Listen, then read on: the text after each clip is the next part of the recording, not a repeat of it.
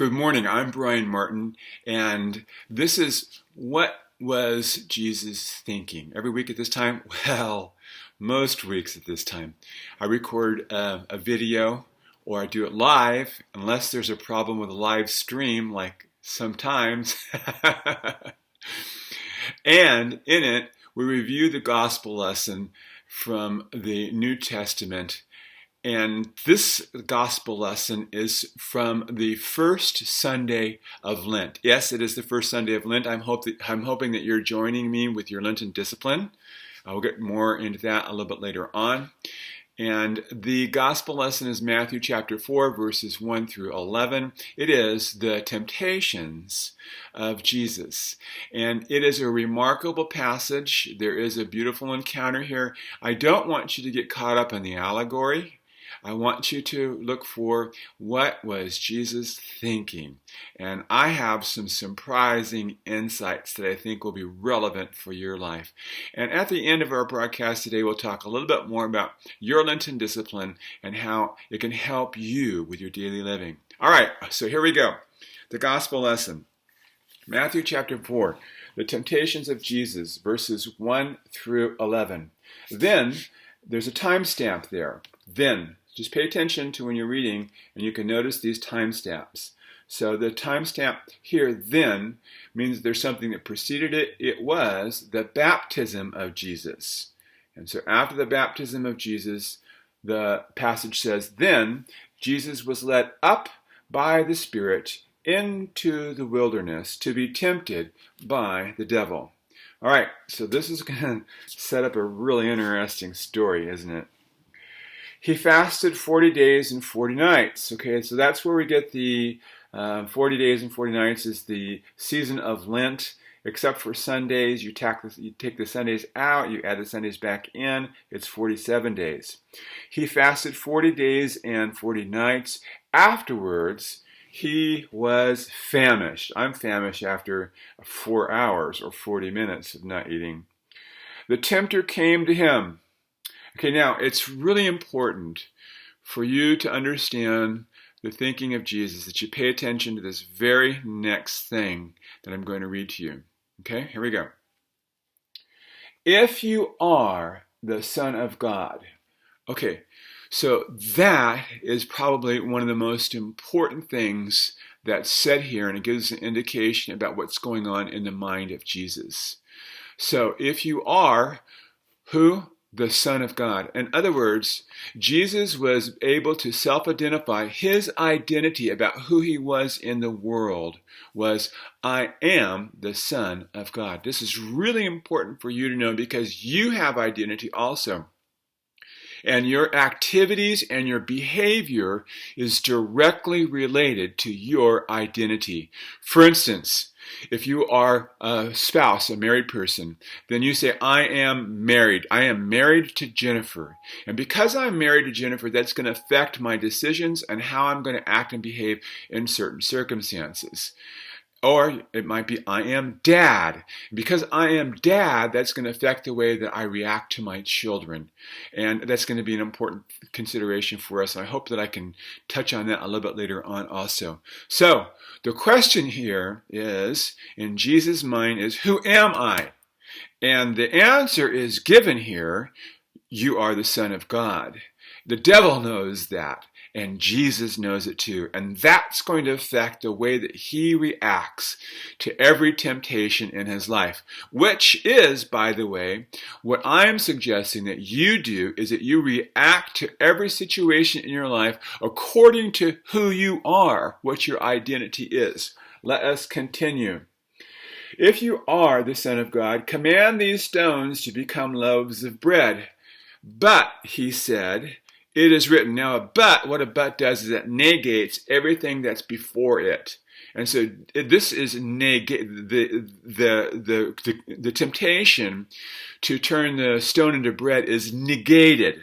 But Jesus said, it is written, one does not live by bread alone, but by every word that comes from the mouth of God. As the Son of God, there are certain ways to think and act. I am the Son of God, and so I'm not going to do this because It's not who I am. What I do is different. And Jesus laid out what was different. Then it goes on, and it says, then the devil took him to a holy city. I'm sorry, it didn't take him to a holy city. It took him to the holy city and placed him on the pinnacle of the temple, saying, all right, guess what the next temptation is? It's a challenge to Jesus' identity. It says here, if you are the Son of God. And what's going on in the mind of Jesus when this question comes across? Yes, I am the Son of God. And because I am the Son of God, I do these type of things, and I don't do these type of things. So in your identity, in the way that you respond to the world, you do this unconsciously.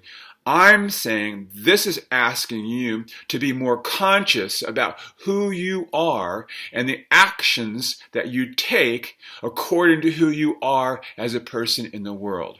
All right, that makes a big difference in the way that you think about your world and the way that you respond to the world. He said, if you are the Son of God, throw yourself down, for it is written, he will command his angels concerning you, and on their hands they will bear you up, so that you will not dash your foot against a stone.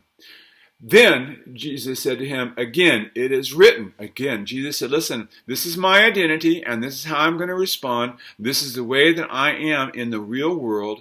And because I am this way, I'm not going to do what you said, because it does not fit with who I am in the world.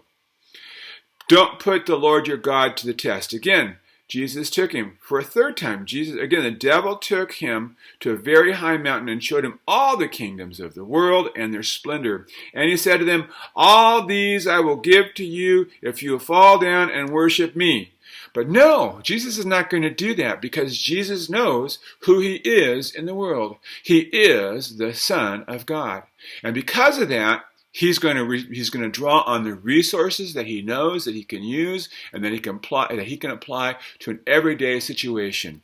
And so it says here, and Jesus said to him, away with you, Satan. Now, isn't that interesting? He told him to get away. And then he said, for it is written, worship the Lord your God and serve him only. Then the devil left him, and suddenly angels came and waited on him. What Jesus did was he changed the thought that the devil planted in his head. No, there's a different way to think about this. And here is how I am, the Son of God, how I am. Notice I emphasize the identity. I am. Because I am the Son of God, then I am not going to do that. In fact, I'm changing my thinking away from all that, and I'm changing my thinking to think about worshiping God. And then after this, the devil left him, and the angels came to him. Now, what's really important here is that the devil left him. And what's important about that is that Jesus was victorious. Jesus was victorious in this battle over his identity and how he acts in the world. All right, now, you have different identities. You have several different identities. I laid some out a few minutes ago. For instance, I'm a dad. I'm a grandpa. I'm a minister. I am a spiritual person. I'm a businessman. All these I ams are different aspects of who I am. And I picture this as a diamond, a huge diamond, one that you might be able to hold in your hand. And it's a raw diamond. But somebody has come along and they have etched these different facets. When you look at a diamond, it has these different facets. And these facets reflect who you are in the world. And that's what you are. So, for instance, I am a dad. All right, so being a dad means that my activities and my thoughts and my feelings and my emotions are dictated by who I am. And so when I am with my kids and I am a dad, then I do the things that dads do. Ultimately, what I do is I love my kids unconditionally. And I'll tell you what, that's a big, huge challenge to do that. But you know what? I'm a dad. And that's what dads do. Dads love unconditionally their children, no matter what. And so that's what I've always done with my kids. And I'll tell you what, it's been really hard sometimes to do that, but I am a dad. And being a dad dictates my activities. Now, the same thing is true with all these other things, these other different facets. So, but here's the thing. What is that thing, that diamond upon which all these different facets are cut? That is the core of who you are as a human being. And everybody, every human being has the same core. Now, this is a really phenomenal idea, and listen very, very carefully to it. The core identity of who you are as a human being. It's written in your DNA. It's been there for millennium, because this is how human beings have survived from the very, very beginning. The core of who you are as a human being, the facets are not the core. The facets are just reflections of who I am in certain situations. But the core of who I am as a person, as a human being, is that listen carefully. I am, you see how I am taking that identification and I'm applying it to my life? I am a loving, kind human being. That is the very, very core of who every human being is. And I know this is true, and you know this is true also, because since the very, very beginning of our lives, we've been loved and cared for. Most of us have, okay? I know that there are exceptions. And when we had children, we loved them and we cared for them. And when we have friends, we love them and we care for them. And it's the very core of who we are. It's indisputable and it's undeniable.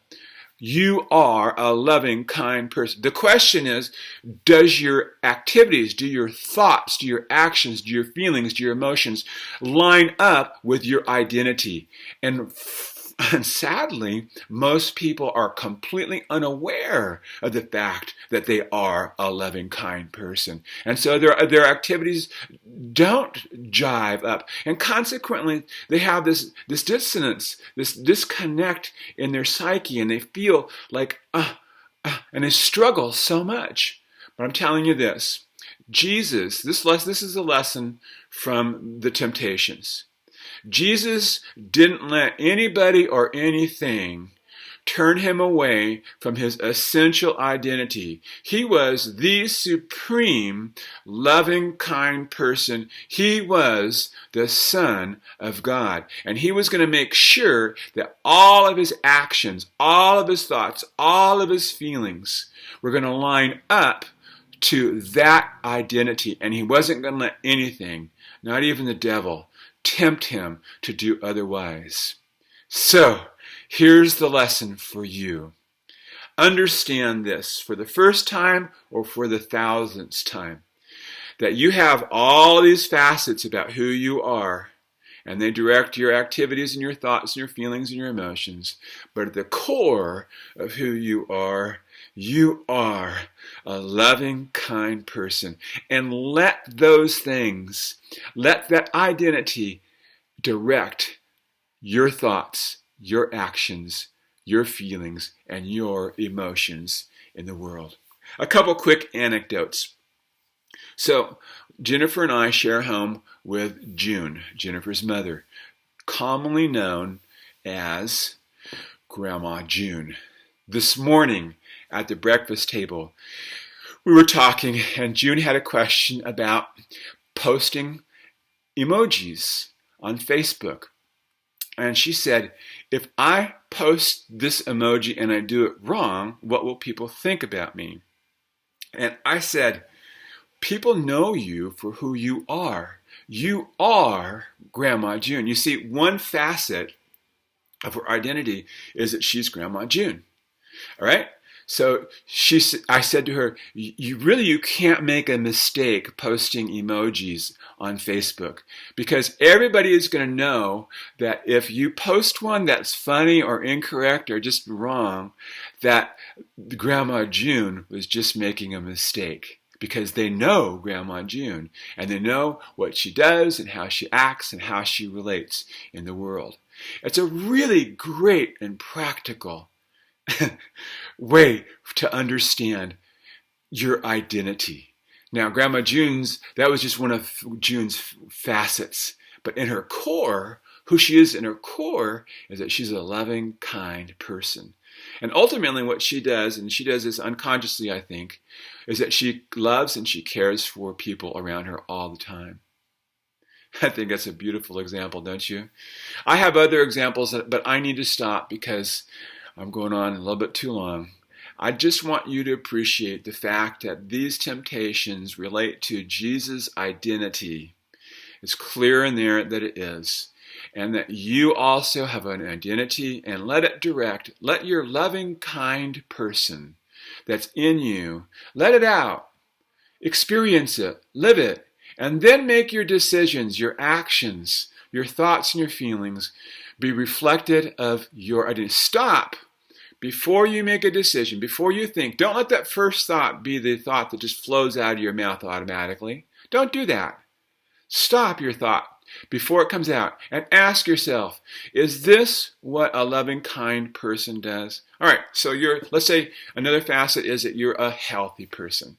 So you're a healthy person, and they bring a box of donuts in, like they do at my office, and they say, hey, we love you, and you're bringing this box of donuts so that you remember us and that you'll do business with us. And so I open up the box of donuts, and they speak to me, and they say, eat me, you like me, eat me. And you know what I do? I say, no, get behind me. I am a healthy person, and a healthy person does not eat donuts. I know, that's funny, but that's the mechanism. That's how it works. And that's what Jesus did. And that's what you can do also as you express your loving, kind person. If I have negative thoughts, negative feelings, and negative actions about a person, is that what I want to express from my loving, kind personhood? No. That's why this Lent I am doing a Lenten discipline of completely eliminating 100% of my negative thinking from my life, because as a loving, kind person, I don't want to do that. I only want to think loving thoughts. Notice I didn't say positive, because the opposite of negative in personal relationships is not positive. Maybe it is in physics, but not in human relationships. The opposite of negativity is love. Is this how a loving parent responds to their child? Is this how a loving spouse speaks to their spouse? Is this how a loving person expresses themselves in the world? So those are the guides that Jesus used, and those are the guides that I'm asking you to do, because when you do it, it's going to make a huge difference in your world. Hey, God bless you. I love you. Thank you for tuning in today. And I have a whole series of Lenten videos that are posted, and I'll be posting some more, and they're all about controlling negativity, which fits perfect in with dealing with temptations. I'm Brian Martin.